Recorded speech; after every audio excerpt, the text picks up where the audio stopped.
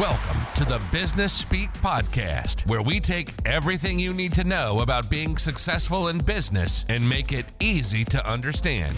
Whether you're a longtime business owner, newer to this entrepreneur stuff, or hoping to run your own company in the future, you've come to the right place. Featuring your host, professional accountant and business guru, Mr. Chill. So relax and have some fun with us as we journey through BusinessSpeak, the language of business, simplified. So there's 7 ideas that I sent you. I know which one you want to start with, and it scares me because I don't know if I know anything about it. So maybe I have imposter syndrome, I don't know. Well, maybe I can ask you one first because I'm actually really interested. Like I said, the biggest money mistakes one is the one that I would be really interested in hearing, because I feel like you deal with a lot of businesses and their finances specifically, and you probably see decisions that people have made.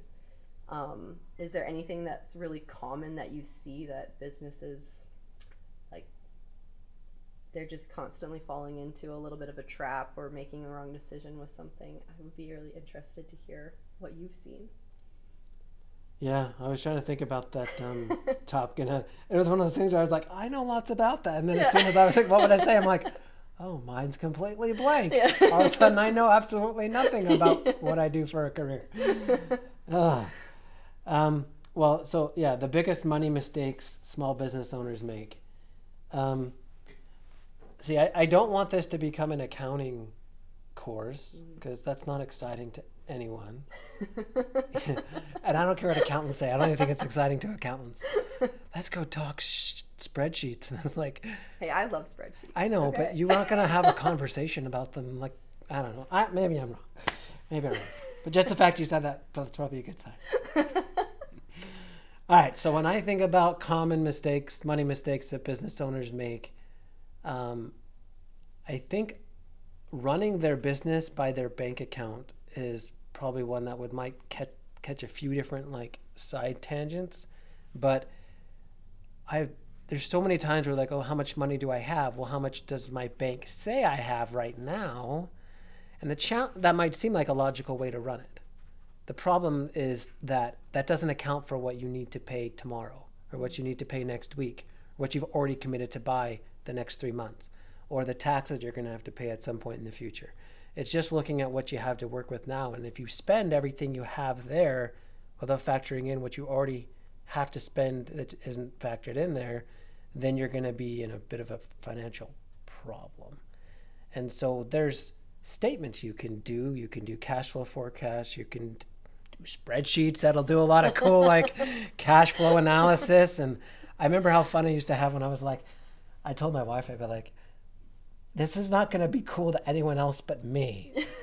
But I can predict with about 80% accuracy exactly to the penny what our bank account balance is going to be in 8 months from now. Oh, wow. And she was like, you need a life. Like, maybe, but I'm running our finances. Well, look at what I've done. Yeah. Yeah. Do you appreciate You're prepared then. So I feel like there's options out there for people to run their business by a lot more than just what they can see in their bank account at that moment. Is there anyone that you would say is like the most helpful statement or the most helpful number to look at? The way I would set it up would be probably in Excel. And what I would try to account for is what I know that I have coming out in the next, we'll say 90 days. Okay. And so once I can factor that in and I can see where my bank balance is going to be, then I'm like, okay, well, that's how much I have to work with. Now, there's a different way you could think about this, though. There's a way to run your business that's kind of growing some enthusiasm in the business world called Profit First. Okay. It's based on a book by a gentleman named Mike Maskowitz, or I probably just butchered his last name. Anyways. I won't quote you on it. Okay. Anyways, his idea is most business owners will pay all their expenses and then hope there's something left over for them at the end of the day. Okay. Whereas his suggestion is pay yourself first and then force yourself to run your business on what's left over. Oh, okay. And ironically, when you do it his way, you find a way to run your business on less. Really? But if you spend all your expenses first, you will rarely have enough left over to give yourself what you want.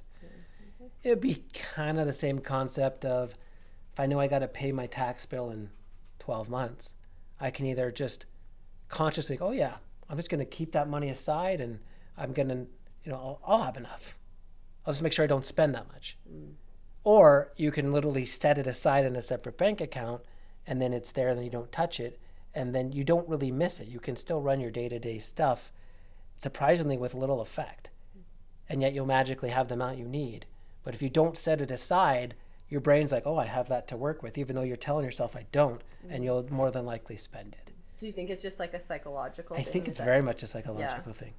But again, it's the same reason why someone can make $2,000 a month or $20,000 a month, and the same person might always feel like they never have enough money. Right. It's not the money, it's the issue. It's their relationship with the money or the way that they think about money. Because they'll find a way magically to live off of $2,000 the same way they could find a way to spend $20,000. So anyway, so that's one of the things that comes to mind is I'm going to run my business because based on what I see in my bank account every morning, which is better than nothing. But it doesn't really factor. Good to have cash, but there's a lot more. It doesn't factor in future stuff. So that's one of the things that comes to my mind. That's a pitfall that I think a lot of people run into with money. Another one I think people run into is assuming it's going to be easier to get financing than it often is. Oh, okay. And so they're like, oh yeah, I've got really good credit and whatever, so I can go to the bank and they'll give me a $20,000 line of credit and they'll give me a $20,000 credit card and I can start my business no problem. But most of them don't work like that. And they'll be like, well, you have no history. I can't lend you anything because I have no proof or guarantee that you're going to actually be able to pay me if I lend you. And so I think people are sometimes surprised that they'll go to the bank thinking they're going to qualify for all of this funding they think they need to run their business, and they actually don't. So I as far as like ways around that, I think doing their homework helps. I think finding a different way to come up with cash flow until you have about 2 years of history behind you is really good. In a pinch, you could sign a personal guarantee with the bank, but I don't like encouraging people to do that. One reason people might incorporate it is to keep their personal life out of it. Right. And as soon as you sign that personal guarantee, it's like, you've given that bank a one-way ticket to your personal life. Right. And it's like, well, that's kind of why I incorporate it, is to keep them out of it. But and so is that history they're looking for? You said about 2 years, like they want to see that you've been established as a business, that you've been running, that you have money kind of as a business rather than just a person walking off the street saying, I'm going to do something. Correct. Okay. Now, depending on the type of business and depending on the relationship manager you have at the bank you work with, you might find one who's willing to take a bit of a chance if you have something. For example, you might be in a business where you might sign contracts ahead of time. Like I might have 3 contracts ready to go kicking off next week, and if you can show signed contracts to a banker, sometimes they'll look at that and be like, oh, okay, I know you don't have the money, I don't have the history, but these are valid signatures, these are valid contracts, pending anything weird. At least I have some comfort that you're going to be making some money and you could pay us back if we lend you something and whatever. So that can sometimes work, but I wouldn't bank on it. Speaking of kind of securing funding, I guess one of the things that I thought of in terms of kind of mistakes we can make is that being in debt is bad, because I think personally, like, you don't want to owe money to people. And I find that with small businesses that they are a little bit afraid to take on debt when they can secure the funding, obviously, like you're saying. But would you say it's bad to have your business in debt, or would you say that there is a good amount of debt to maybe have? Where do you stand on that debate? Oh, that's a tricky one. I personally, as you alluded to, in my personal life, I hate debt. Yeah. I mean, it's necessary to get something more than a shack to put your family in, and something more than a beat up car to drive in Alberta winters or whatever. So like, I feel like it's a necessary thing in certain areas. But all those tempting things from the brick and from the furniture stores and the car dealerships that buy now and pay nothing for 2 years. You're like, man, does that sound maybe not tempting. as good as it But then the day comes when you have to start paying it back and you're likely to forget about it, or there's always usually some reason that it's probably not good, or maybe you had the money then, but you're like, man, I don't have to pay it now. I'm going to go off to treat myself. Right. but then you may not have the money later. So in my personal life, I'm like, I'll take debt when it's absolutely necessary to get something that is needful, but otherwise I hate it. You bring up a very valid point. Is there a reason, a good reason to have debt inside of a company? The short answer I would say is yes, but I think there's a lot of qualifiers that I would put on that. Okay. I mean, one good reason to have debt in a company, if you want to call it that, is because in a company, you'd be able to deduct the interest costs, right? So when you borrow money and you pay it back, you're kind of incurring two things. You're repaying principal and you're incurring the cost of the borrowing or interest expense. You can write off the interest expense in the corporation. That's something the Tax Act allows you to do. Whereas in most people's consumer debt in their personal life, they can't deduct that on a tax return anywhere. And lots of people ask, I've got this credit card debt or I've got this whatever, can I write it off? And I'm like, you're not going to like my answer. So that's, I think, a key difference. So in one sense, it could be seen, having debt inside a business I won't call it good necessarily in that factor, but it's at least usable. You can do something with what it's costing you. Mm-hmm. However, having extra deductions in a business that maybe already isn't profitable isn't going to help you on your taxes. Right? If you're already running your business at a loss, additional deductions are not going to change the tax results. You're not getting money back because you're more at a loss. Right. And that confuses people sometimes, especially in a business, because in a personal tax return, people are used to thinking, well, I didn't have any money or I made very little money, so I'm going to get money back. Ironically, a lot of cases in the personal taxes, that's true. But on a company side of things, when you don't have much money, it's not like it triggers a refund. Oh, the government's going to pay me because I made no money. Yeah. That works in a personal, but it doesn't work in corporate. So having debt just for the sake of getting a write-off, if you already are not making any profitable money, won't help you. So that's a challenge. Sometimes a trap that you can fall into, and I saw this happen at one job I had many, many years ago, is the bank was willing to lend more and more to this particular company. And so they just like, hey, man, I'll just keep spending more and more. And so when I first worked with them for a while, I mean, they were like $200,000 line of credit. And at the time, I thought that was pretty ginormous. And so I'm like, look, we're trying to work with it. But they were spending so money. So we'd go back to the bank and say, what can you do? I'm like, well, we'll look at your stuff again. Guess what? You qualify for a $500,000 line of credit. Oh, wow. And the owner was like, this is amazing. I've got $300,000 more I can spend. Oh, no. So it only took like another year, and we were up against a $500,000 limit. We went back to the bank, and the bank's like, well, let me look at your finances and see what I can do. I wish they hadn't, but they said, yeah, actually, you will qualify you for $1 million line of credit. And that was like the worst thing you could have told this owner, because like, now I got another $500,000 I can spend. I'm like, you were thinking about this all wrong. Eventually, you're going to have to pay this back. Yeah. Right? Yeah. So, it's not really free money. Yeah. And so I think that's a pitfall people can fall into in that regard, is that the bank is willing to lend you maybe. I know that kind of contradicts what we talked about earlier, but I have seen it that way. If your receivables are strong, or if it looks like you're showing good revenue, they might be willing to extend a line of credit, and you quickly find you're asking them to constantly increase that line of credit. And that can be a hole that's really hard to dig out of. So that's one I've seen come back to bite people on occasion, is that. So I don't know. That's kind of what I would, I guess to circle back to the answer to your question, is debt in a business good? It can be if it's used correctly, if it's used appropriately, but it can also quickly get out of hand and cause a lot of problems. Yeah, that makes a lot of sense. I mean, on a related note, on my personal tax returns, I remember when I finished university and the student loan people was like, we can do this in a 5-year term, a 10-year term. I just stopped them right there, and it's like, I want the longest you can do. And they're like, that's like a 20-year term. I'm like, I don't care. And they're like, you realize how much interest you're going to pay on that? I'm like, I don't care. They're like, okay. And in their head, they're thinking, didn't you go to school for accounting? Like, don't you understand how this works and you still want it? But in my head, I'm like, that's exactly why I want the longest term. Because most of your debt you can't write off, as we said, but student loans is one of the exceptions. So yeah, it might cost me more in interest, but I can deduct all that interest on my tax return. Whereas I could not deduct credit card debt or vehicle loan debt or my mortgage. And so I was like, if I had to pick between paying off student loans and almost anything else, I'm going to let the student loans run up the clock as much as possible because I can write that off. So similar idea.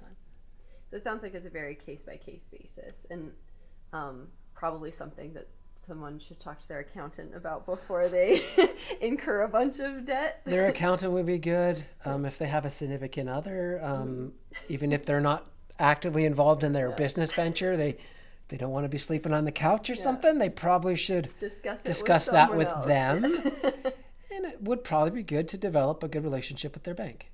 I mean, I bank with ATB, and I mean, it's not that they're any better or worse necessarily, but I've had the same relationship manager at my bank for about 6 years now, and they bend over backwards for me. If I need something, she will do whatever she can. And even when normally she'd have to say no, because she's worked with me so long, and I've never missed payments and never defaulted anything. And so if I need something, even if it's initially like we wouldn't normally do this, she will try to find a way to make it happen. And so building that relationship with your banker to open up every possible door and also find out what they are and aren't willing to do would be probably a good person to talk to also.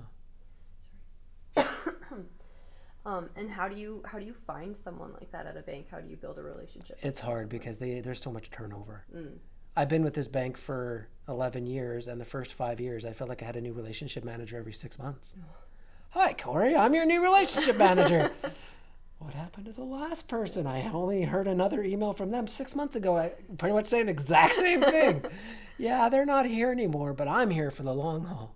6 months later, you get another email the same way, and it's like, do you guys know what long haul means? Yeah, I think we have a different definition of that. I don't think that word means what you think it means. So I don't know. That one's hard. Maybe you just luck out, or maybe you just proactively try to build a relationship. The one I have now kind of has advanced in the bank enough that she doesn't usually work with business owners my size anymore. But she sort of grandfathered me into her portfolio because she's been working with me so long. So again, it's probably never a bad thing to try and proactively create or build the relationship with your banker. And maybe even if there's turnover, maybe they'll take you with them to their new bank or whatever, and you can still maintain that kind of go to bat for you kind of relationship. So, yeah. Anything else that comes to your mind about cash flow management? It doesn't even have to be from a personal experience, but what do you imagine can sometimes happen in a business? What could you see going wrong from a cash flow perspective? Cash flow perspective. Something that I've heard come up a lot is making sure that you're getting paid for what you're doing. I know that a lot of different businesses kind of have different ways of collecting money. Like if you go to the grocery store, they're getting money from you right then. But in a lot of the services, maybe we're going to send you an invoice later, or maybe you do have a point of sale right there. But something that has come up a lot in service businesses is the advice, like make sure you're getting paid, and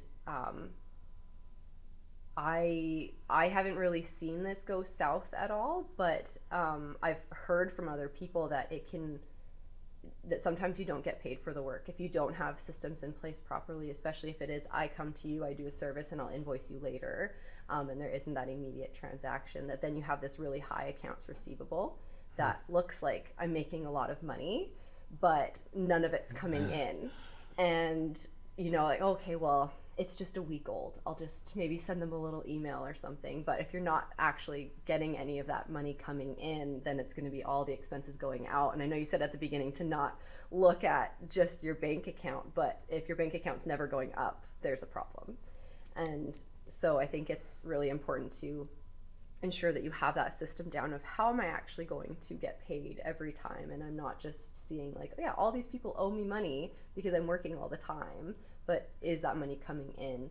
And I'm not really sure how you exactly enforce that if it's not happening. I hope people would pay you for your services, but I have found trying to make sure your invoices and your payments have those terms on it, that I expect this payment to be due in 10 days, immediately, 30 days, whatever it is that really works for your business or for that deal that you're making with people, to make sure that you guys are getting paid in a timely manner so that you can then pay your expenses. And I think that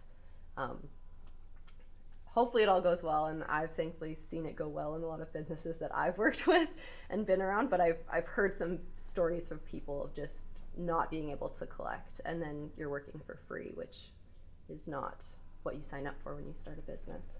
Yeah, and actually I'm glad you brought that topic up, because there's a few things that kind of triggers in my mind that might be worth talking about for a second. Mm-hmm. The first is going back to the concept of a bank. In some situations, it's like the business owner becomes an impromptu bank for his clients. So he's, and if it's strictly in a service-based business, it's not as hard, though it's still hard.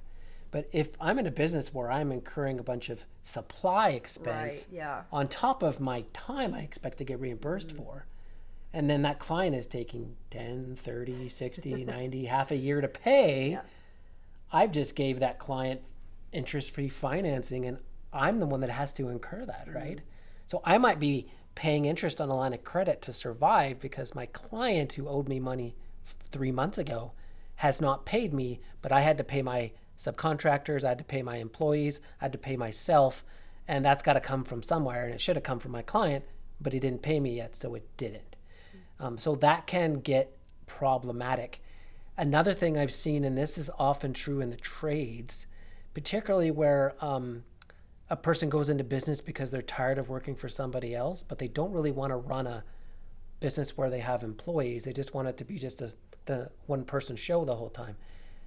As weird as this might sound, a lot of trade business owners I've seen that are just one-person operations, they're really bad at even invoicing their clients. So they will do work and work and work. I'm like, man, it's a great month. I had work going every day. But they don't make the time to actually bill their clients. And so, great, I'm glad you had work to do every single day this month. But your client hasn't paid you because you didn't even invoice them yet. And then it's hard to give an invoice to a client. Like, by the way, that was due 3 weeks ago. Right. Like, it's like you start the clock when they get the invoice, not if it's not like, you can't do that. And so that gets some people into trouble. Well, and I think that's a really good point, and something else I've seen with a lot of people that have started businesses, whether it is a trade or whether it is kind of just a home-based, maybe kind of they've started with their crafts and they've gone out and started selling them and things like that. People that have kind of turned their hobby into a business and tried to make money off it. Something I've noticed is that people get really caught up on, I know how to do this thing, so I'm going to start a business doing this thing. But if you don't also know the business side, you need to find someone that can do that, or you need to learn. And I think people forget that step, that it's not just about doing the service really well or making the product really well, which is very important. You need to have something that people want. But if you don't know how to invoice, if you don't know how to manage the finances and all of that, and even just marketing, and if you don't know how to do the business side of it, I think you can find yourself in hot water really quick. And especially not even collecting, not even getting paid for anything, and then it's not really a business anymore. Yeah, and I think some of that can also happen, be caused by what called poor time management, or overloading yourself to the point where in order to keep up with your business, you would need to work like an unsustainable amount of hours every single day. And maybe you think you're superhuman when you first start. You're like, oh, that's no problem. I'm working for myself. I can do that 12 hours a day. Yeah. I can do that 14 hours a day. I don't need weekends. Yeah, I don't need a life. I don't need a life. Yeah. I don't need sleep. What's that? But that's not sustainable. And so sometimes it's not that they don't know how, can be, but sometimes it's just they don't literally have the time. They've overworked themselves to the point where their basic business functions are not happening because they haven't made time for the business side. And that goes back to what you said. And so sometimes it could be as simple as, let's hire an executive assistant, let's hire a secretary, let's hire an administrator person. If you really got to, you could, I don't remember what the terminology is, you'll probably know what I'm talking about in a second, but you can get someone who's like on contract, and sometimes even in another country, where they'll kind of be your Well, like virtual assistant. Virtual assistant, thank you. You can get a virtual assistant who can do some of the administrative side of your business for you, where you're not giving up any trade secrets and you're not like trusting someone else to interact with your clients, but you have someone on the back end keeping up with stuff that you probably dropped the ball on, right? So that can be a helpful thing for someone. But yeah, if I'm not even invoicing, I can't wonder why clients aren't paying me. You mentioned something else in your comments that were really good. You said about terms. Right. Now, terms is tricky. I think some people, and especially in service-based businesses, assume they have to give terms. And a lot of times, especially if you took like any kind of QuickBooks training, it's like every invoice is like 210 net 30, and you're like, okay. It's like, no, that's not how it has to be. It's not like just because someone wants to do business with you, you have to give them terms. I mean, if you take that concept into context, I'd like to see what happened if you or I tried to walk into Walmart, walk out with $600 worth of stuff, and be like, are you going to pay? Oh, no, I'm taking my 30 days. You're not leaving the store until you've paid us. Oh, no, I'm getting 30 days, just like I give to my clients. It doesn't work like that, right? There's nothing wrong with you not extending terms. In fact, it would probably be a wise thing if you are going to extend any kind of significant terms that you do some kind of credit check on that client. And that there's sometimes a whole department in bigger companies that's their entire job. We're going to take on this new client. Our standard is to give them 60-day terms. But if we think that they're about to go bankrupt, or they've, we're the fourth person they've hired because they bill ditch every other person that they've done, we don't want to extend them terms either. Now, sometimes what people do that is really not relevant, it's not good unless they're going to actually stick with it, is giving discounts to encourage early payment. So you might have a rule where you're like, I normally extend 30-day terms to all my customers. But I also have this thing where if they pay within 10 days, I give them a 2% discount or whatever. That's really hard. And what I've sometimes seen on the other end is a penalty clause. This is due in 30 days. If it's not paid in 30 days, I charge 2% interest per month until it's paid. But what I've often seen is that turns into a scare tactic, not an actual process. And so they might not pay in 30 days, but they promise to pay in 40 days. And like, well, I don't want to scare away my client who now says they're going to pay, so I'm going to pretend I didn't threaten that interest charge at the end. And that can get out of hand as well. And if you threaten something that you don't follow through with, they're never going to be afraid of you again. So offering discounts for early payment or threatening penalties for late payment can work, but you have to have a system to support it. Otherwise, it'd be better not to offer it at all. And then again, as extending terms goes, you can. Many people do. But it's definitely not a requirement. Right. Yeah. So kind of going off what you said about like even just checking the credit of someone before you extend terms. Say you came across a client that requested some work from you, and you knew they had a history of not paying 1 out of 5 times, but you really want to make money. That's your job, to make money. What would you do in that scenario? Is it worth the risk to say, well, I need work, so hopefully I'm the 1 in 4 that they pay, or would you say, you know what, I'm going to only work with people that I know are going to pay me? Yeah, that's a really good, hard question. And maybe you don't have an answer, but I have 2 thoughts. I don't have the right answer to probably anything, but I just have rambling thoughts that maybe are worth to someone. My first thought is you can choose. This is more common in my industry as an accountant or in a legal, like a law firm, but you can choose to work off like a retainer concept. If I have a client that I really want to work with for a variety of other reasons, but I am really concerned about getting paid, I could say, all right, Mr. and Mrs. Client, I will work with you, but I'm going to need $3,000 up front. And then you get paid up front. You work off the retainer until the services you've provided have eaten up their retainer, and then you can choose to take a chance on them or ask for another retainer. So if there's really someone you want to work with, but you are very concerned about getting paid, the retainer option could work. It's no problem. It's not a legal issue to do that. Although you do have to understand that if you take money ahead of time and then you fail to deliver on the promised services, you can open yourself up to some legal trouble. Right. But as long as that's not the case, then that could be a way around it. But one of the hardest words for any business owner to say, especially a new business owner, is the word no. Mm-hmm. And when you know that you got to put food on your table and this Mr. or Mrs. client says that they want to work with you, I don't care how badly you need that money. If your spidey senses tell you that's probably not going to be a good thing to do, you got to say no to some clients. Mm-hmm. And when you know you need the money, saying no to a client, even a horrible one, is a hard thing. Mm-hmm. And a lot of people are like, well, I don't have the luxury of saying no. But usually that client that has trouble paying you, they're also going to be a problem client in many other aspects too. Yeah. They're going to be the 20% that take up to 80% of your time. Yeah. And you're going to, in hindsight, wish that you hadn't, it was not worth it. So, but yeah, getting to that point where you're like, I need this, but I've got to say no because I realize in the long run, that's what I need to do. That's hard. Yeah. But it's important skill. And ironically, I find if people can muster up the I'm going to call it the courage to say no to a client they really need from a cash flow perspective, what they would find if they were consistent is they actually get more people that want to work with them, not less. Because the reputation will spread that I don't work with just anyone. Mm-hmm. If you want to work with me, you got to do A, B, and C.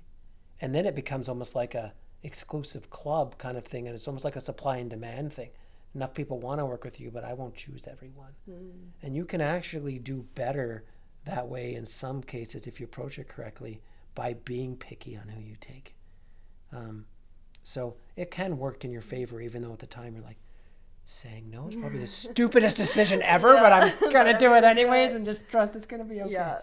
Well, and it's kind of like you said earlier with the terms, like if you're putting a punishment in place that you don't follow through with, then it doesn't mean anything. And so if you're setting like a price, or if you're setting something up for your business but you're not following through with it, you're almost training people that it's arbitrary, you know. And so yeah, like you're saying, if you are setting those boundaries and saying, I work with people that pay me, and, you know, maybe don't try to wheel you down with discounts or whatever it is. If you're saying this is what my services are worth and I expect to be paid and I expect to work with people that will pay me, that's you following through with what you're saying. I think people do notice that, and word does spread that like this is the place where they do the work that they say they're going to do. I think there's huge value in people knowing that what you say is what you get. You know, what you say is going to happen, and it's going to be this price, and that then it goes both ways, right? It's you're going to pay me, but I'm going to make sure that the work is up to your standard.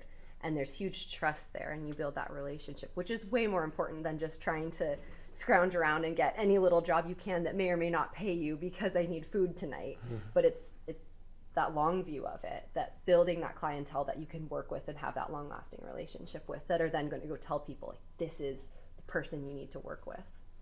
Yeah, and you actually alluded to another thing that I think is a common pitfall. I won't call it a common cash pitfall, though I think it will indirectly affect that. But the concept you said of like charging what you're worth, right? Mm. So this is a common scenario. I'm a new business owner. You talked about before we hit record, or I don't know how I was going to look at this thing, so whatever. But you mentioned the concept of imposter syndrome, mm-hmm. right? So based on you explaining what that means to me, I would say, okay, well, you know, yesterday I was an oil field worker. Today I'm telling people that I'm a bookkeeper. But I don't know if I really feel like I'm a very good bookkeeper. I've only taken a couple courses, and I've only worked with like 3 clients before. And so I'm going to use a ridiculous, I'm going to charge $10 an hour. And I mean, I'm going to get a lot of business, mm-hmm. maybe, because people, $10 an hour. What a steal. Yeah, that's amazing. I'm going to go to that person, whatever. But what that person will quickly realize is that they aren't really making any money at that rate. But B, they actually do their clients a disservice, because at some point they're going to gain more confidence and they're going to want to raise their rates. Mm. But the clients have only really came to them because they had low rates. That's the reason. They didn't come there because you were the best. They came there because you were the cheapest. So as soon as you're no longer the cheapest, they're often not going to be loyal anymore. And you might send them a confusing message. I've been with you for 5 years. Why are you all of a sudden raising my rates? Well, I'm actually now charging you what I should have charged you 5 years ago. That's a very weird, awkward conversation to have. Yeah. But I so often, I know I probably should charge $100 an hour, but I'm so new. I have no experience. I need to get clients, and they're not wanting to pay $100 an hour, but I know lots are willing to pay 20. So I'm going to charge 20 for now, and we'll raise it as we go. Common. I'm not sure it's best approach though. Yeah, I think I would include that into like a cash or money pitfall that people fall into, because if you're constantly feeling like you're working to the max, you're working those 12-hour days because you're the only person doing it, but you're not making any money because everything that's coming in is only covering your expenses, then I don't think you're really charging what you're worth and what your services or your goods are worth. I think that there's some change that needs to be made there. Yeah.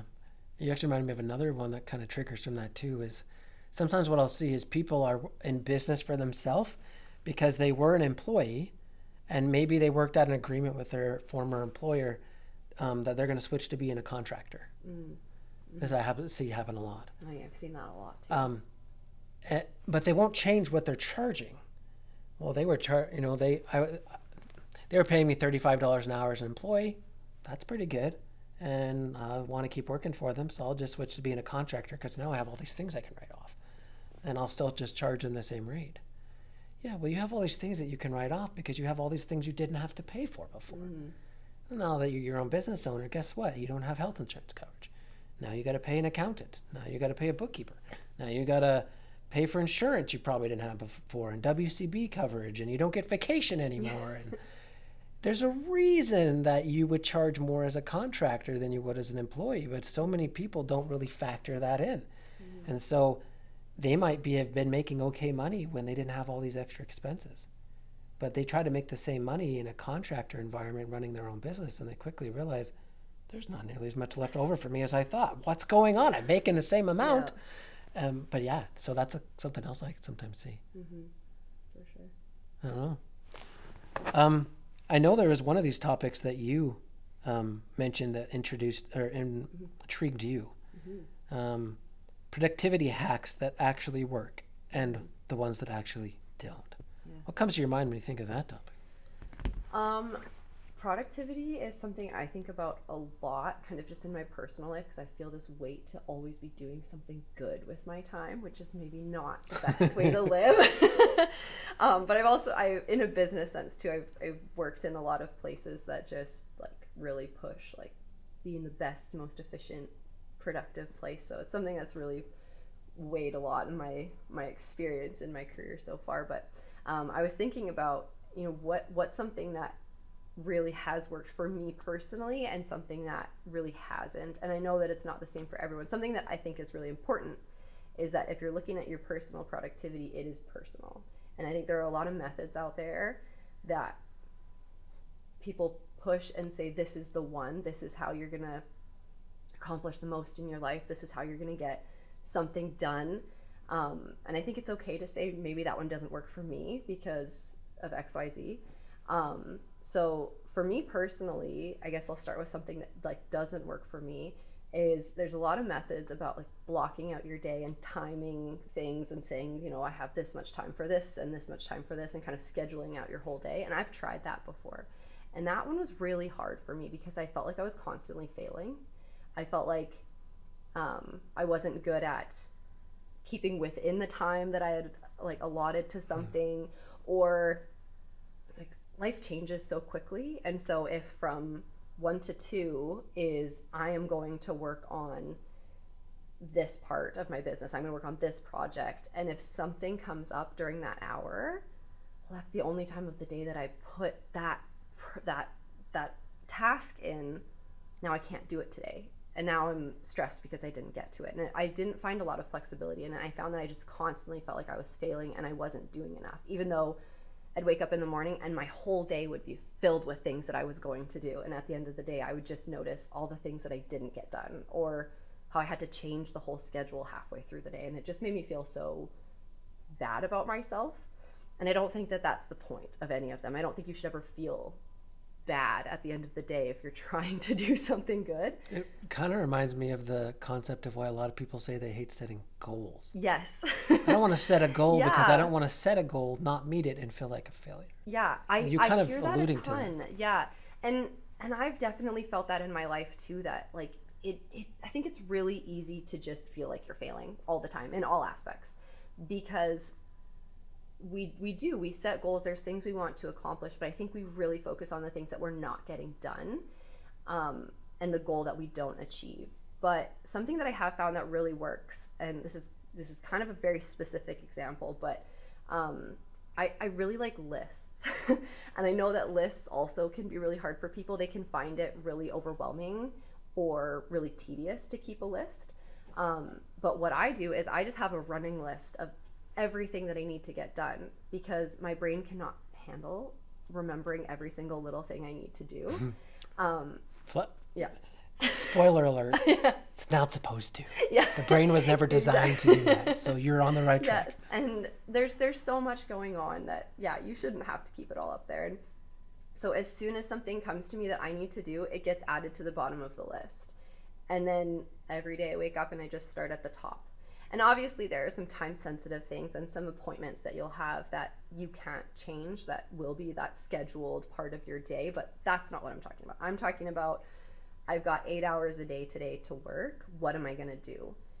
And I think that what am I going to do today can be really paralyzing for people as well, to say, I have all these things, I don't know what I'm going to do. And so you can have a list, and it can also still be paralyzing to say, I have 10 things, which one's the best, which one's the most important. So follow up with what you're going to say, because you having a list by itself does not help you know what you're going to tackle, what order you're going to tackle in, how many things on your list you're going to try and get done that day.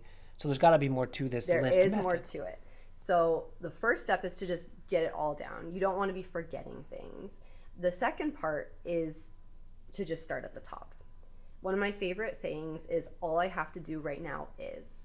And I actually learned this when I was a full-time volunteer with my church. They had this book on stress and being overwhelmed.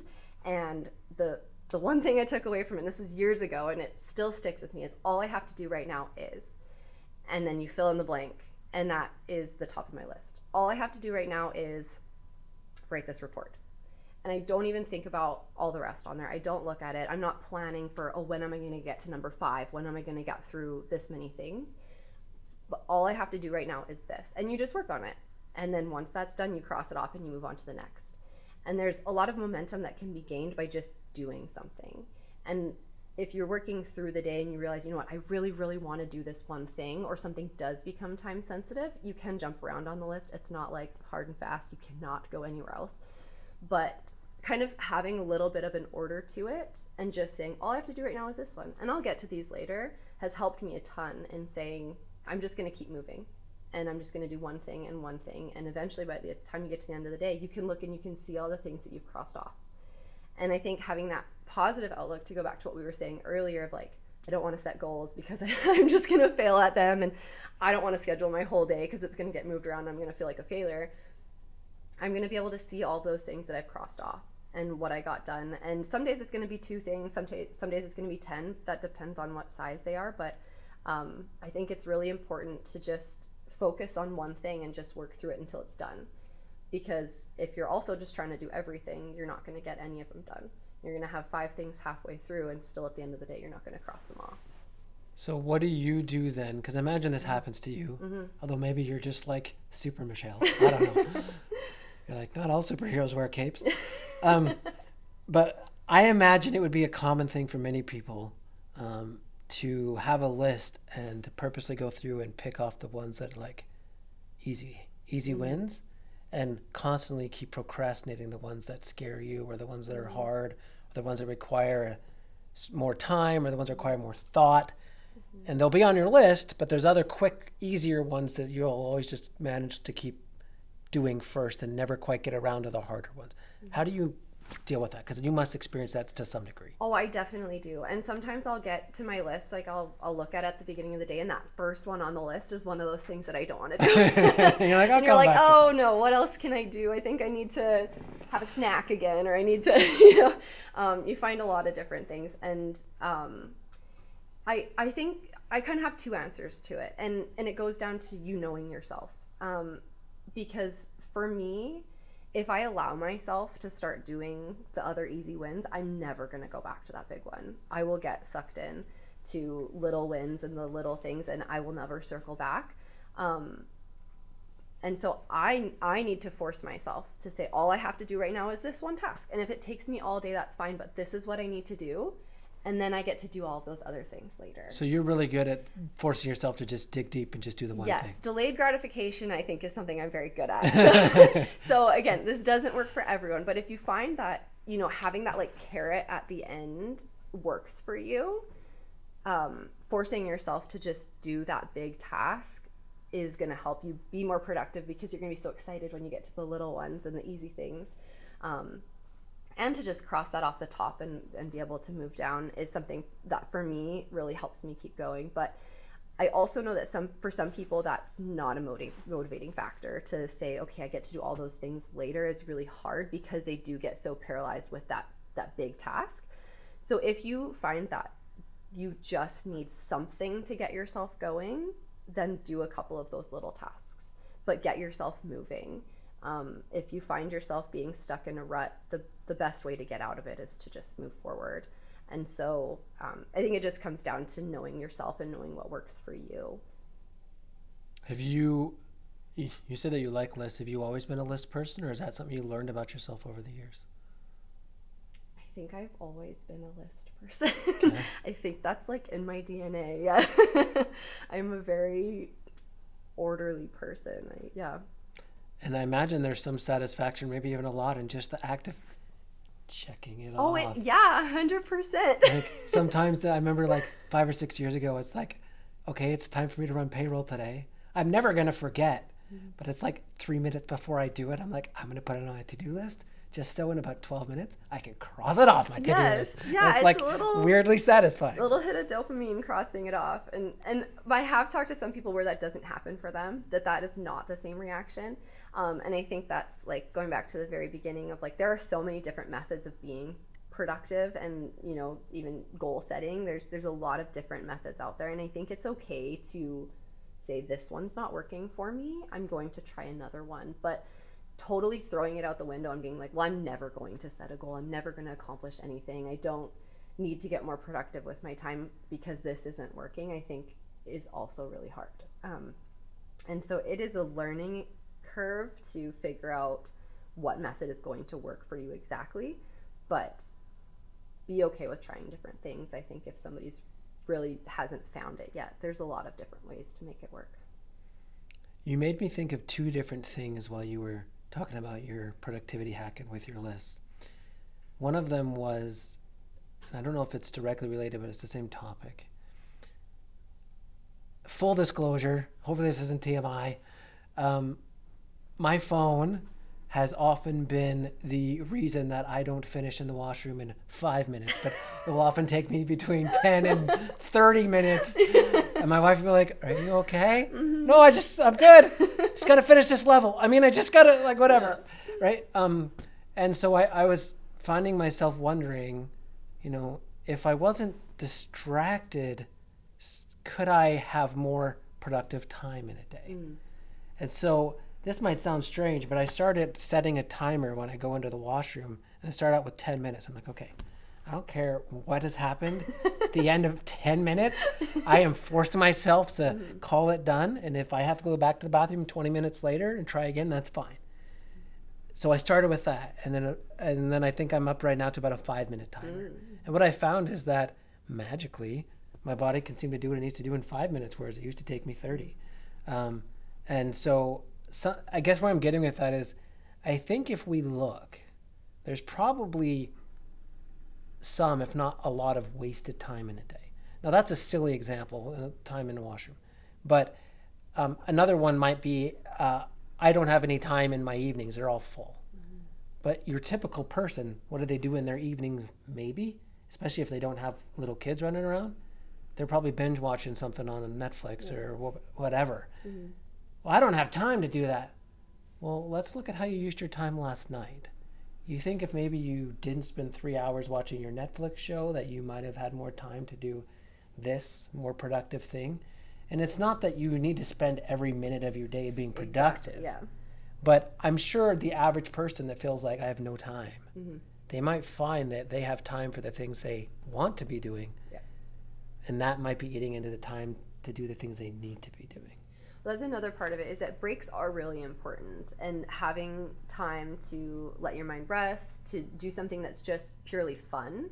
I think we forget that fun is really important, and we do want to fill every second of our day, and then at the end, like, oh, I've watched Netflix for so long today. Like, maybe you needed that today, and that's okay.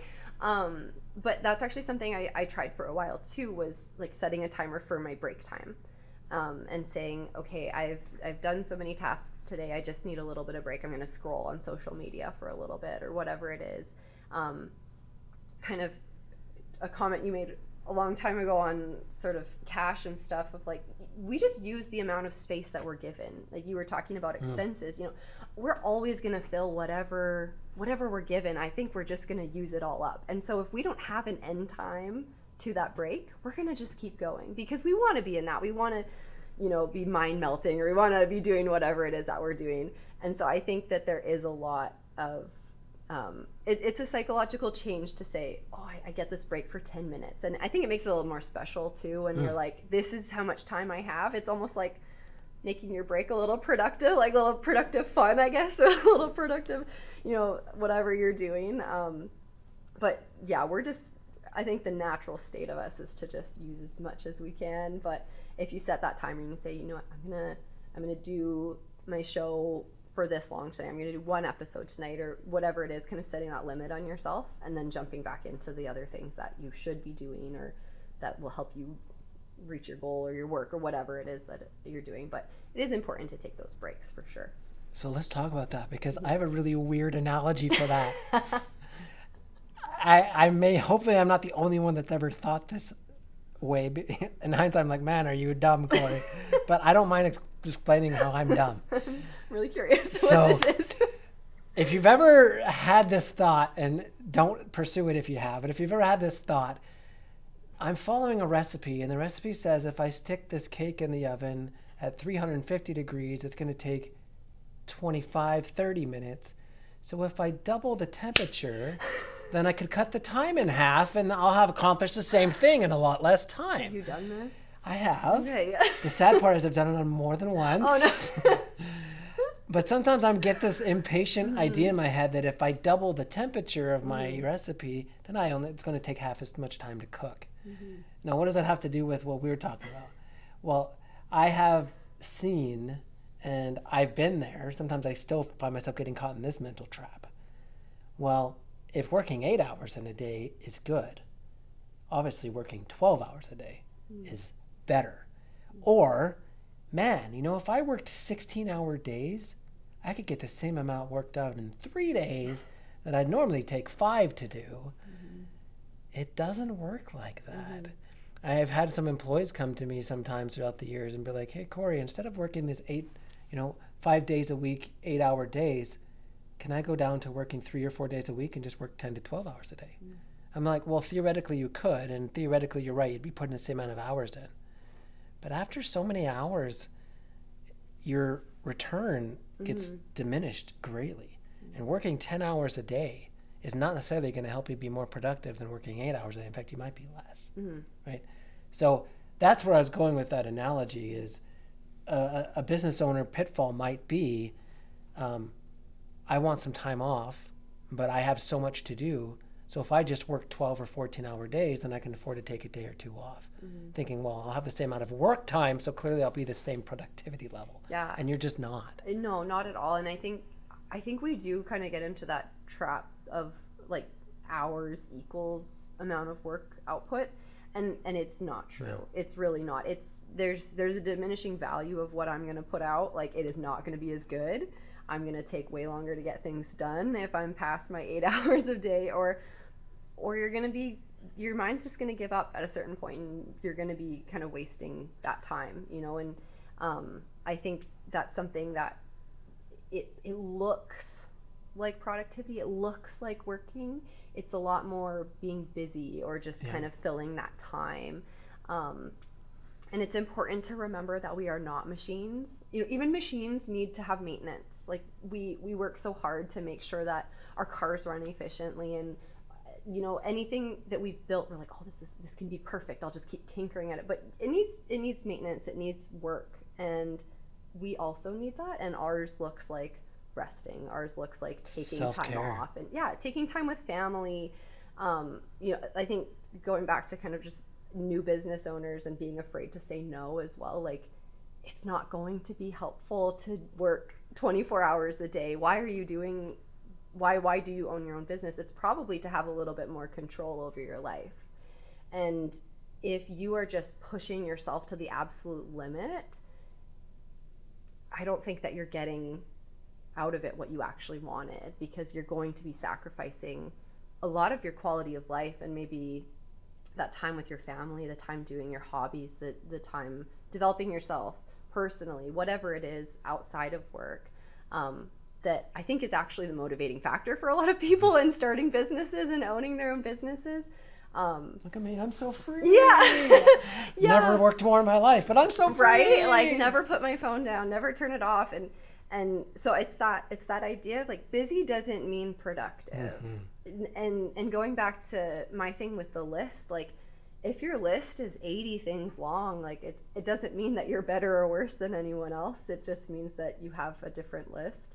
And I think that we can really just think, oh, if I'm doing something, I'm being productive. But it is being smart about how you use your time as well. Yeah, let's go back to that concept, because I want to go back to your listing, because this is another thing I could imagine being a common pitfall for somebody. Not even just using the list method, just using kind of a variety of methods. But it would be a common thing.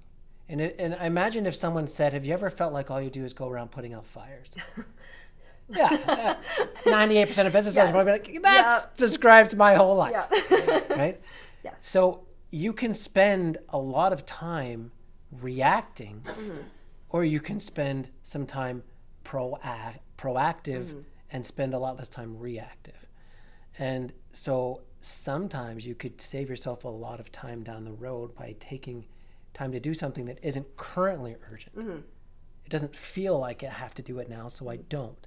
But if I took the time to do it now, it'll actually cost me less time later on. Oh, 100%. And to kind of go back to like why I feel like just a straight list that you're just working through is really important, is because you're going to work on those things eventually. I think if you're always trying to prioritize and say, oh, well, this thing needs to get done right now, you're never going to get to those things that actually have a lot longer return. And something that I've found is that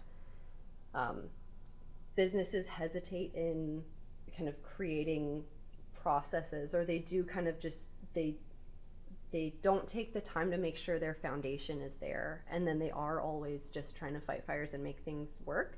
Whereas if you take the time to write down, how does this process actually work? How am I supposed to be accomplishing this? And being able to kind of hand that to an employee and say, this is actually what we should be doing, and then just trusting them with it, instead of you having to constantly say, okay, now do this. Okay, now do this. Oh, in this scenario, do this. And you're like kind of micromanaging at that point, because you just need to tell everyone what to do. But if you take the time to really create those processes and procedure for everyone to say, this is how the business should be operating, which it is if you don't have one as a business, if you don't have any documentation of how you should be operating as a business, it's a massive task to create all of that. I'm not going to sugarcoat it and say you can do that in a day. I've been brought on to companies specifically to do that. That's been my whole job, is to make that for them. And it's been, months long process creating those things. However, every single employee you have that comes on after, you can hand them a binder and they can read it and they understand what they're supposed to do, instead of you fighting fires constantly and wondering why no one is doing their job. We need to be able to set those those expectations for them. And this is a totally different topic that I'm now on in terms of, you know, running a business and everything. But I think it is true that there are a lot of specific tasks that right now do not seem important. They seem like they're too big to kind of, I guess, waste time on right now. But in the long run, it's going to change your whole life, and it's going to set you up for a lot more productive time in the future, because you can then sit down and say, what am I going to do today? And you can answer that question, not everyone around you coming to you and saying, I need help. So I think that's one reason the way you use your list method probably works brilliantly, is because you probably don't, oh, that one's hard, skip it. Yeah. Oh, that one doesn't look fun, skip it. Oh, that one I could do. I want to do Yes. that one. Let's do that. Yeah. Like, you're tackling them in whatever order they come. And if you love it, great. And if you're like, crap, I was hoping I didn't get to that, you're still going to do that one that day anyways. Yeah. And that would work well. But if you had a list where you're every day, you're like prioritizing it based on what you felt was urgent or what you wanted to work on, that could get scary in a hurry. Yeah, I think those 2 days are going to look really different if I just decided whatever I wanted to do that day versus, okay, what's next on my list because I agreed to do this a few days ago. Or, you know, it's two very different days, and I think that the end result can kind of feel the same, like I did something today, but what was the result of what I did going forward? You know, what is this task really accomplishing for us all? Yeah. I was going to say one other thing that I found for this topic of productivity, and it kind of goes back to something we said. We talked about timing the breaks. I've also found timing my work time is helpful too. Really? So now, full disclosure, 3 years ago when I turned 40, my body basically said, I now hate you. At least that's what it feels like. And so everything that I've probably been doing wrong my entire life all came back to haunt me as of about 3 years ago. And so I come to work every day. I work at a pretty sedentary job, sitting at a desk all day. And every day I'm constantly battling neck, shoulder, and back pain from 15 to 20 years of horrible posture, sitting at a screen for way too many hours in a day, especially during a tax season. So in full disclosure, this has probably come about because of survival.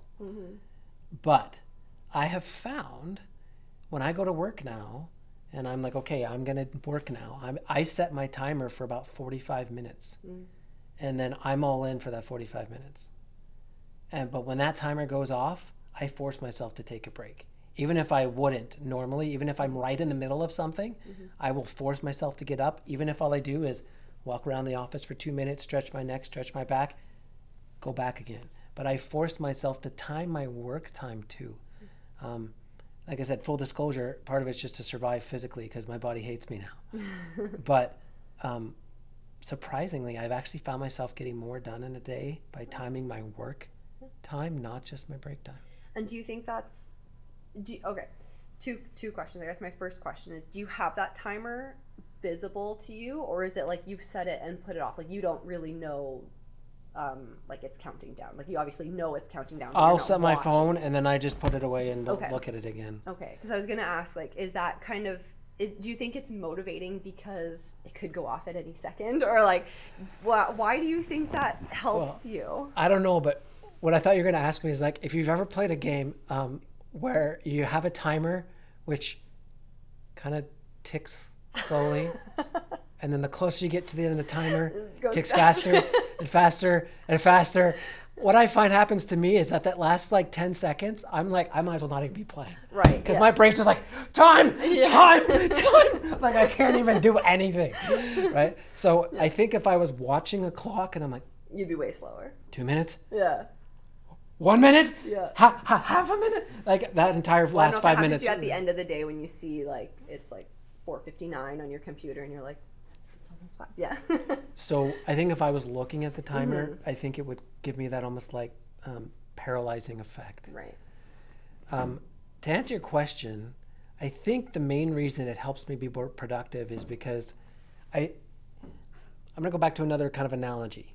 When I went to university, I already was married with 2 kids. Wow. We had our 3rd child the week of midterms one year. Like literally the week of midterms, I was like watching my phone, waiting for it to go off. I told my professor, if this goes off, I love this class, but I have to go. It means my wife's in labor. Yeah. And he's like, are you okay to take your test? I'm like, I'm okay to take it. I just need you to know that if this goes off, I'm out of here, right?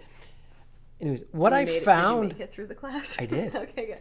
What I found was I actually had one of the highest grades in my graduating class. And it's not because I was smarter. I definitely was not. But I found that because I had all these other responsibilities, that when I was at school, I was all in. I wasn't at school to like be social. I wasn't in school to be the party crowd. I wasn't in school to goof off. I was like, I have 1 hour. Right. If I don't focus on this 1 hour, this ain't happening later. So I'm going to get it done now or it ain't getting done at all. And I found that I was actually more productive during my school time because I had to be. So I think for me, and maybe this won't work for most people, but for me, timing my work times is a situation where like, if I just only got 8 hours, you know, well, I'll kind of half work. I'll kind of mostly work. But if I know I got 45 minutes and then I need to take a break, it's like I'm all in for that 45 minutes because I have to be. So I don't know. That's the best answer I could give you, I think. No, I think that makes a ton of sense because then you're not splitting your brain. You're not thinking about other things while you're trying to work. This is my work time, which I'm hoping is similar. Then you close out your work and then you're all in at home or you're all Correct. in, wherever you are. I think that probably helps a lot because then you're not thinking about work while you're doing family time because you have your work time later, and you're not thinking about your family while you're doing work time because this is work time and I'm going to have family time later. I think that sounds like it would be really helpful. Again, that may not work for everyone. So anything else you want to talk about this topic? I wouldn't mind exploring one more. I don't know which one yet, but I wouldn't mind exploring one more. No, I'm good to try another one, All right. Thinking of Braden over there being like, guys, wrap it up. I want to go home. Me too. We could have so much fun talking about AI, even though I don't really know much about it. I don't really know anything about AI either. One of the ones here that was interesting, but I don't know where it would go. Lessons I wish I knew before starting a business. Now, we've probably touched at least indirectly on some of these already when we've talked about cash flow and time management, but for me, it would either be that one or biggest myths about running a business, common misconceptions. I would think one of those two might be a fun one to kind of end on. Do you have a preference? Any one of those speak to you more than the other? I don't think I have a preference. No, that's not helpful, but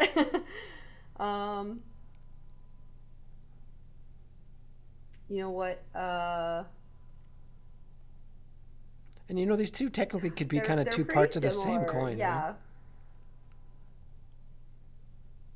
Yeah. Maybe just, things that you've kind of experienced in running a business. I don't know. Well, we don't have to talk about a specific business if you don't want to, though. I guess if you want a nice plug-in for Mitch's carpet cleaning business, this would be the time to do it. Yeah. So I don't know if you heard things before you started a business. You've worked on a lot of others.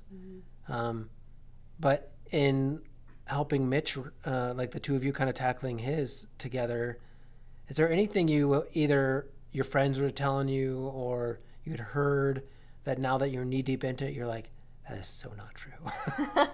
That was so false, or I don't know. Is there anything that comes to your mind if you think of that kind of situation? Yeah. I have a couple things that we've definitely heard a lot. So my husband started a carpet cleaning business, and before he started it, we talked a lot about why did he want to start the business? What was the goal with it? And it is to provide for our family. That's what we want out of it at the end of the day. And as he got more into running the business and meeting a lot more people, especially through kind of networking and just being out in the community, he's met a lot of entrepreneurs as well. And a lot of the advice that he's gotten is you need to do this to grow.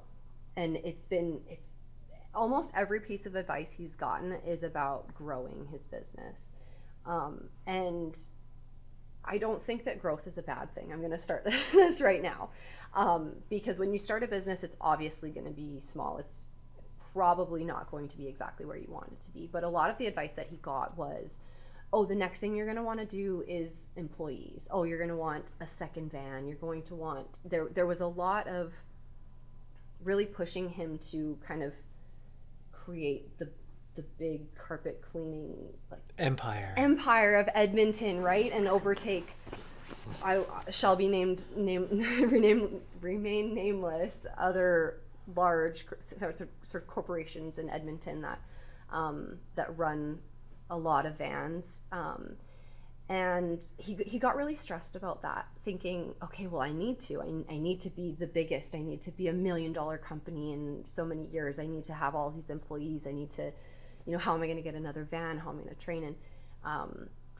And something that we've come to realize is that doesn't have to be your goal.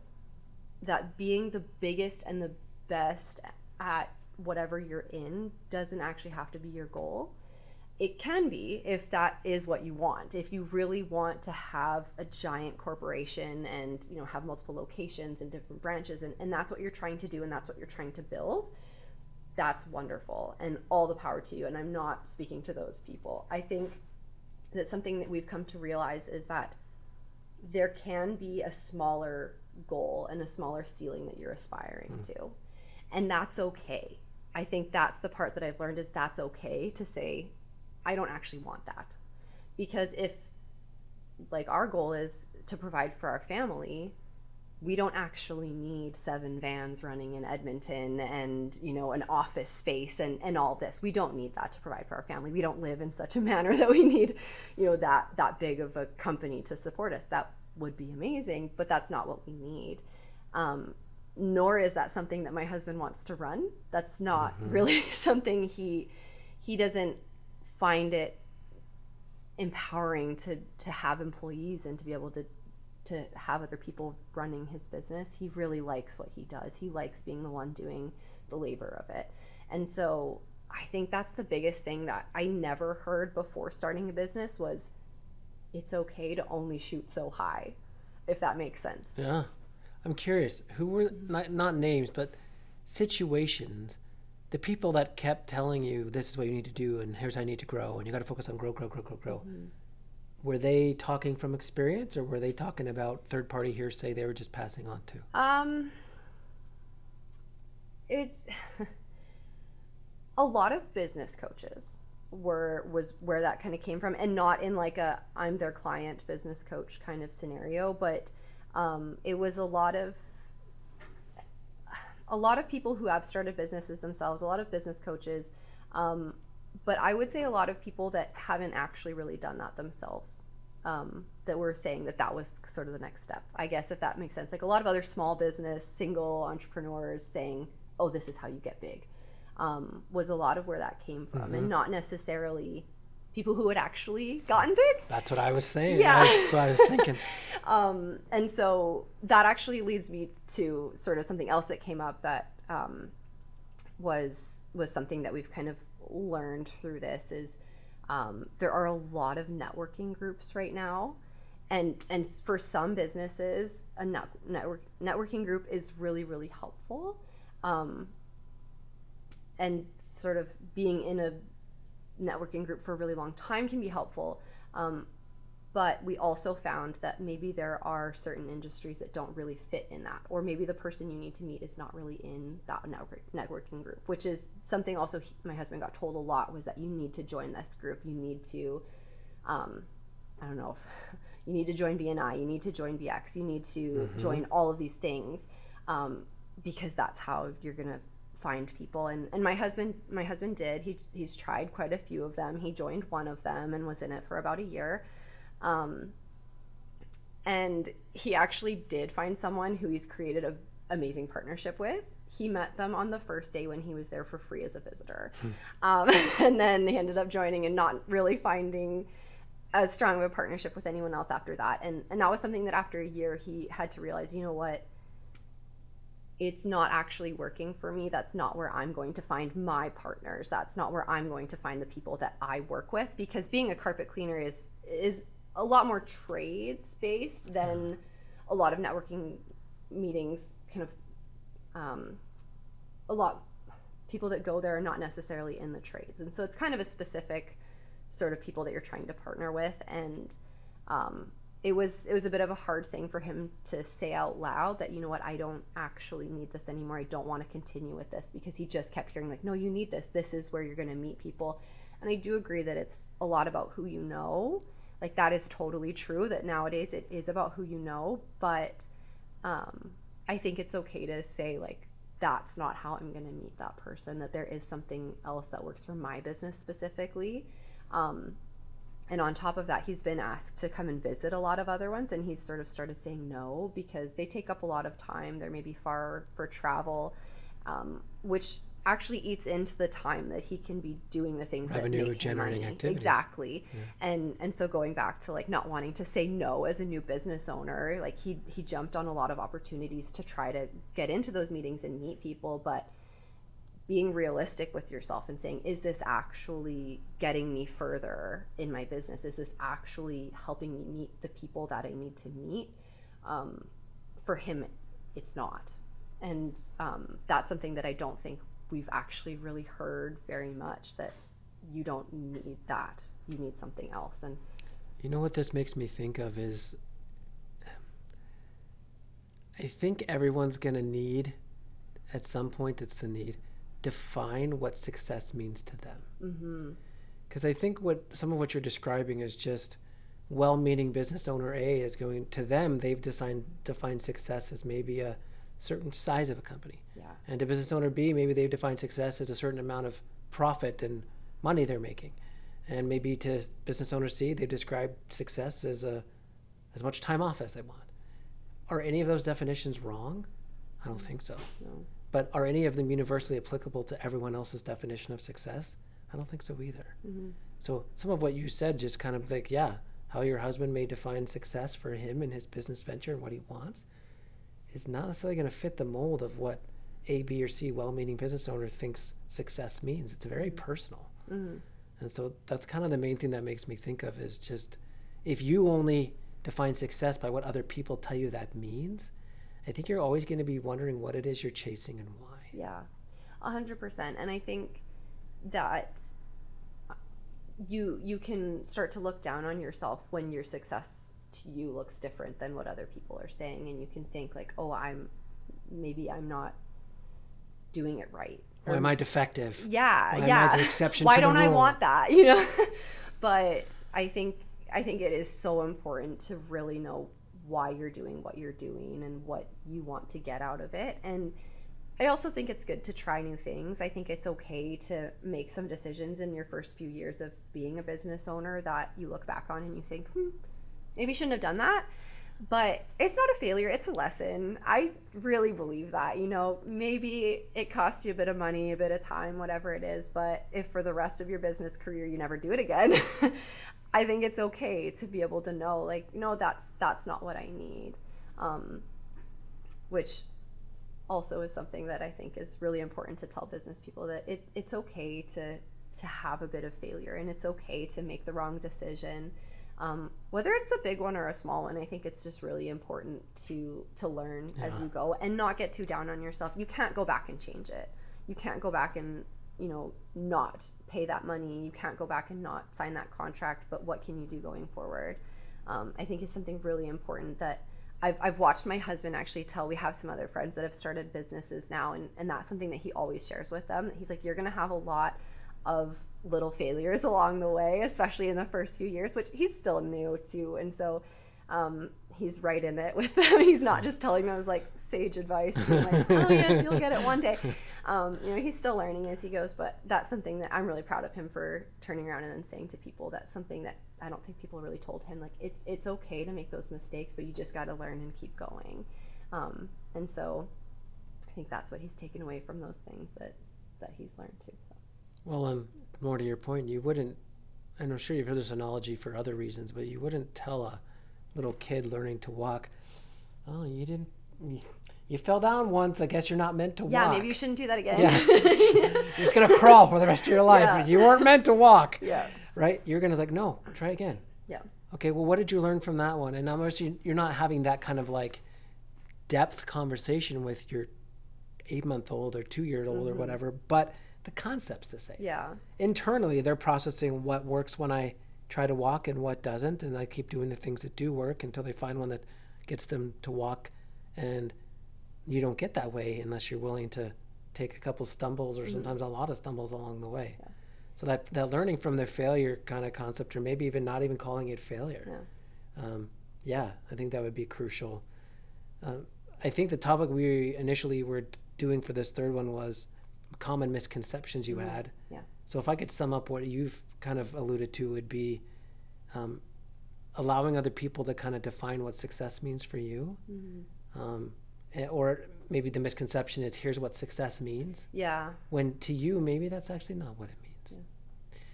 I think one that comes to my mind a little bit is, I was going to mention this earlier, but maybe it's good that I didn't, was on the concept of having a boss. So one reason I find many people will start a business is they're tired of working for somebody else. They don't want a boss. Man, my boss is a jerk. I can only imagine how much freedom I'm going to have when I'm working for myself and I don't have a boss. I can get up when I want to. I can go to work when I want to. I can not go to work when I want to. I can take days off when I want to. Freedom, freedom, freedom. Sometimes what ends up happening is they actually go from having one boss to 50. And what I mean that is that one of their clients becomes a boss to them, and they're not as free as they might think they are. And I think that's a common misconception that I see people have when they start their own businesses. Look how much freedom I'm going to have. And I think that can quickly disappoint. And so do you think that there is no freedom in owning your own business, or do you think that you have to find that freedom a little bit, or you have to work for that freedom? There's definitely freedom. One of the things I kept hearing when I was first starting out, people were like, I won't say getting mad at me, but almost like chastising me for taking vacation. Oh. Don't you run your own business? Yeah. I don't think you're supposed to take vacation when you run your own business. I don't think that's allowed. Like, aren't you worried what's going to happen to your business while you're not there? No, I employ good people. They look after things along the way.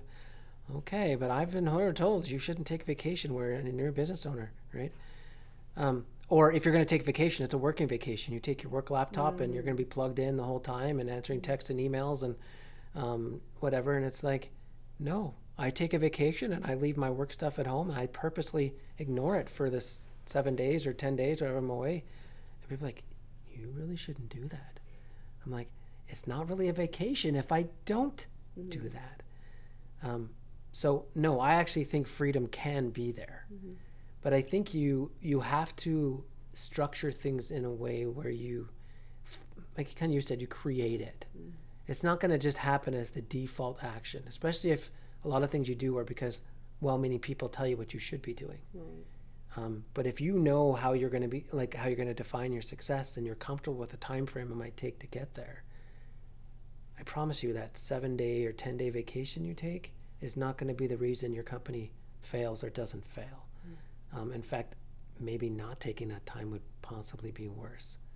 But what I am saying, I guess, is people have this idea that the freedom's going to come because they now work for themselves. But if you're not a very good boss, not everyone is. I'm really going to be like as candid as I can say about that. Yeah. Not everybody was cut out to be the boss. And you might think, my boss is a jerk. I could do 100 times better than them. Well, that might be true that your boss was a jerk. But that's not necessarily true. You could do any better than them. And maybe you didn't realize that that boss who was a jerk was also the one helping you actually be productive. And when they were coming down hard on you, they might have actually been the reason you got stuff done. And when that pressure is off and you have the freedom to do whatever you want, you might find that you're not so good at that. Maybe you don't handle that well. And so, again, yeah, the concept of I don't have a boss anymore, so I'm free. Well, actually, you have 50 bosses. They're called your clients. And again, go back to something we talked about earlier, a different concept. because you said yes to every single person that said they needed your services, guess what? About half the people you said yes to, they're way more demanding than that boss you thought you got rid of when you quit your job. Yeah. They're way worse. Yeah. So, no, I think that's a common misconception that I've seen that is probably worth being aware of when you start out. And just, did you find that you were able to kind of set those boundaries right away when you started your own business, or do you feel like it took you a long time to get to that point? I think one of the best things that ever happened to me was when I bought out another small accounting firm that had an office. Okay. Prior to that, I was working from home, and I know people rave about working from home. And during COVID, people they had no choice. And then after COVID, people like, oh, I'm kind of bummed. My boss wants me to go back to the office. I liked working from home. Nothing against that. But for me, I found that when my home environment was pretty much the exact same space as my work environment, it was really hard to ever feel fully present in either place. I might have a physical space that's called an office. I might have a door that closes and even locks. But if I've got kids that are, Dad, are you in there? Yeah. Dad, can I have a snack? Dad, do you want this? Yeah. Like, I would find it hard working at home to actually be anywhere near as productive as I am when I got an office and they were completely distinct. Mm-hmm. And the other way was true as well. When I would go home, now when I go home, I completely disconnect. I'm like, that's a work problem, that's a tomorrow issue. Yeah. But when my work and my home are the same place, it's like, well, it's 10 steps to go to my office and just deal with this issue. I know it's family game time, but I'll just miss a few turns and go do this, and that turns into 40 minutes, and you come back and you miss the game. That was one of the best things that ever happened to me, was getting into a spot where my work environment was a different physical space than my home environment. And was that a conscious decision that you made, that you needed to get out of the house, or was that just sort of a happy byproduct of something? It was a happy byproduct, and it took probably a year and a half to get there, but it was one of the best things that could have ever happened. And ironically, this is one of the things I did not do well. The accountant that I took over from, I did not do my due diligence when I took over the client list. And I paid a whole lot of money for something that did really yielded almost zero productivity at the end of the day. And at first I was like, man, what a failure. But one of the best things that came out of that was an office. Yeah. And I did not realize how badly I needed that until that came around. So for me, that was my, well, this other thing sucked. You blew it, Corey, but you got this one thing out of it that you learned a valuable lesson. Yeah. So. Yeah, I like what you're saying, that totally. I've seen so many people go into business for themselves to leave a work environment where they work for someone else and do the same skill sort of in their own business, where they're not really aware of how much of their life it's gonna take over. But I like that it can change. That even if right now you're in that cycle of I work 24 hours a day and my life and work don't separate, there is something that can change that you can kind of create that distinction later on. It doesn't have to start right away. Yeah, and maybe going along with that and kind of piggyback on what I said a moment ago, your average small business owner, especially one who's not really anxious to manage other people and they just kind of want to keep it themselves, might think, well, I don't need an office. I got a house. I don't need to pay for an office. 100% agree. But some of those people might find that having a space they have to drive to that's distinctly different from where they live could be a game changer. Even if they don't need it, even if they don't have employees that need an office, even if they don't have to meet clients anywhere, but just making that physical space so distinctly different can be a huge productivity increase. I think that goes along with what we were saying about productivity, about being 100% here while you're here and 100% here when you're here. Yeah. And really helping to turn your mind one way or the other. Like, your physical space is a huge indicator of what you should be doing. Yeah. So maybe as we wrap up this last topic, the misconceptions about business, things that you maybe learned after you started that you wish you knew before, any other last things come to your mind? From what you've seen in your various positions, jobs, working with your husband in the carpet cleaning business, anything else that kind of comes to your mind? I think one thing that I think is really important. Sort of a misconception is, how do I word this? The misconception of just trying to have as little expenses as possible. And by that I mean trying your best to like not spend money on things, to maybe pay people as little as you can get away with for what they're doing, or because I need to save money or I need to make more money, and really trying your best to just whittle your expenses down. Something that I've found is knowing value and understanding what something is worth versus what you're paying for it. And it kind of goes along with like, well, if I just work 16 hours a day, then I get more work done. Like, well, no, it doesn't really work that way. And it's the same with, if I just pay less, then I'll make more money. But I think especially like when it comes to employees and employee satisfaction, when it comes to that space, like you said, like, well, I can do this from home for free, or you could pay a little bit and go to an office. And I think understanding the value of what you're paying for versus just the dollar amount that you're paying out is really important, to know that difference, and that the value actually might be a lot greater than maybe a larger expense might look on your books, but you're getting a lot more out of it. And in the end, you might make a lot more money by investing a little bit more in something that's a little bit more expensive, or maybe a person with a little bit more experience that you weren't expecting, or things like that. There's a really funny, cool quote that I've heard that I've kind of adopted as a mantra now. It makes me think of the Disney movie Dumbo, but it's not intended to be. But the quote was, if you pay your employees peanuts, don't be surprised when all you attract is monkeys. Actually, I'm not sure if I said that right, but the concept is true. Like the value of paying your employees, if you decide to hire some well, and that's actually something that I have not done up until the last couple of years. I had not done that. I was like, I don't know if you're going to work out. I don't even know if I like you. I don't know if this is going to be a good fit. Minimum wage, and you get minimum wage, and you get minimum wage, and you all get minimum wage. And I thought, oh, well, I'm going to make so much more money because I have all these people working for me and they're making minimum wage. So I get more money left over at the end of the day. It was only over the last year or two that I really started to try and look at what I'm paying people. And even though it costs me more to pay them well, the productivity and the job satisfaction and just like the enjoyment out of working is so much more when your team loves to be there.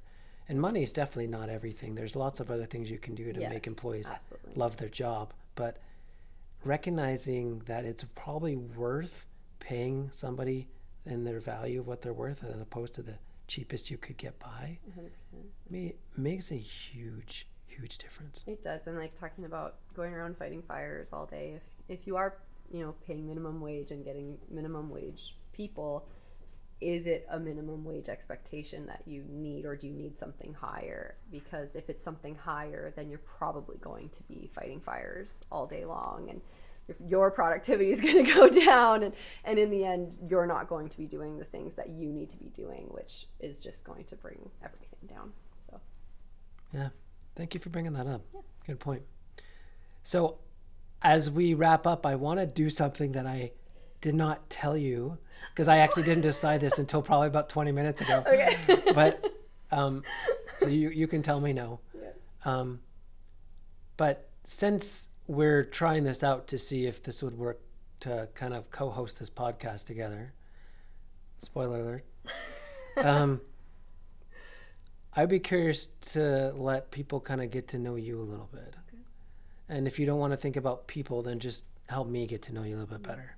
So if you can take like a minute or two and just sort of high level introduce yourself, and then maybe just spend some time, whether that ends up being 10 seconds or something much longer than that, on maybe why you want to do this podcast, or why the idea of this intrigues you, or kind of where you'd want to take it or add to it if this ends up working out. Yeah. If you don't mind, I think that would be really useful. Sure.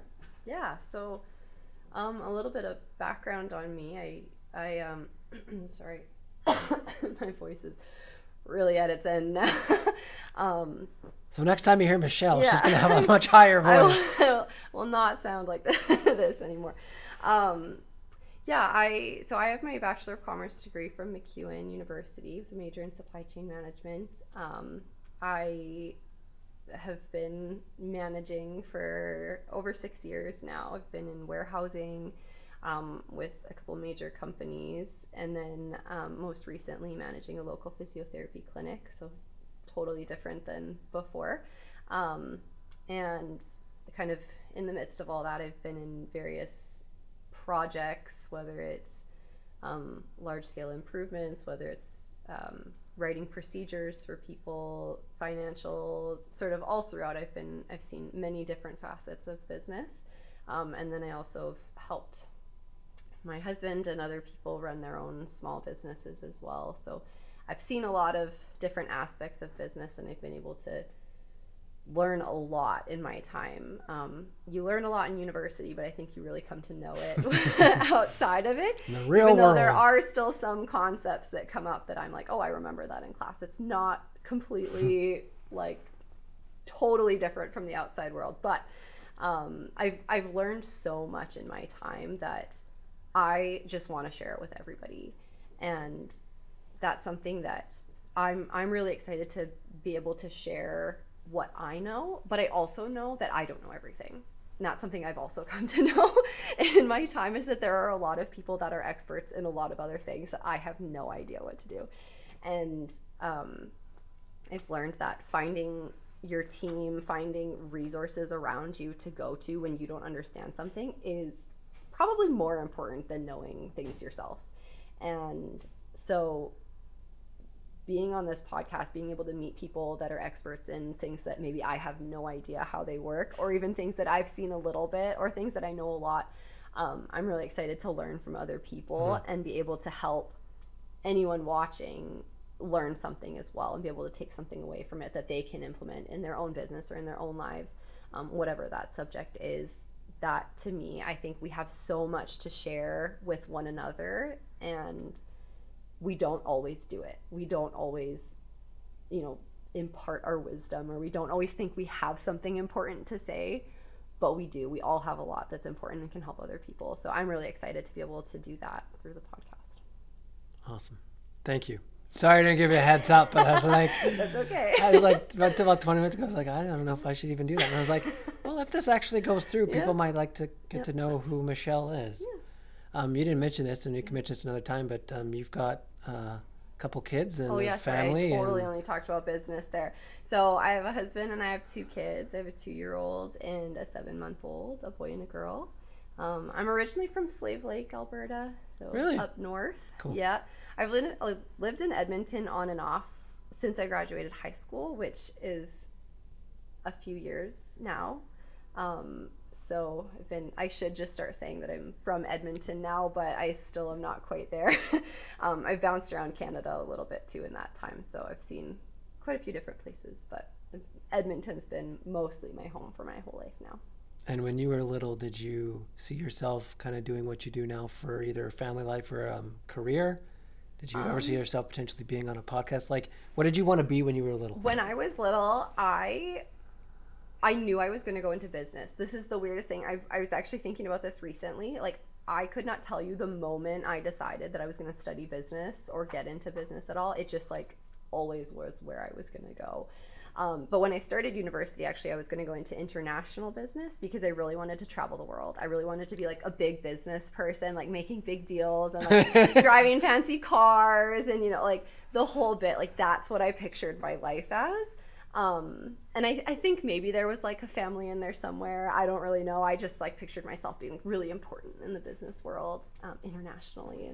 And when I was in university, actually, that's where I came across supply chain management. It was super new at the time. McEwen was the only university, at least in Edmonton, obviously, and but I think in Alberta, that had that as a major. And I realized that was actually when I thought about how I pictured my life in international business, it was literally just traveling the world. There was no job aspect to it at all.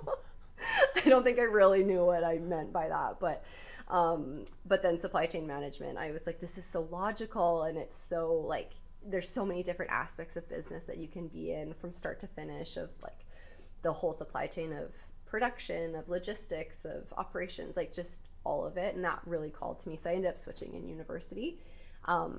And, you know, even along the way, I think every single job change I've had, my view of my life has changed with it. I don't know if I've really ever had a moment where I'm like, this is where I'm going to go, and then I get there. I think it's just constantly evolving. But somewhere along the line, family became super important to me. And that, I think, has trumped all of it. And that's helped guide a lot of the decisions that I've made now. And it's, you know, when I picture my life, I picture my family first.